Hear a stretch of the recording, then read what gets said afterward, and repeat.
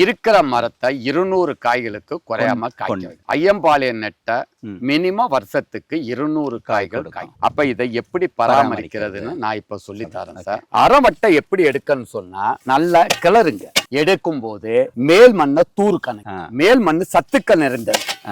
இதையெல்லாம் தூருக்கு இப்படி அணைக்கணும்.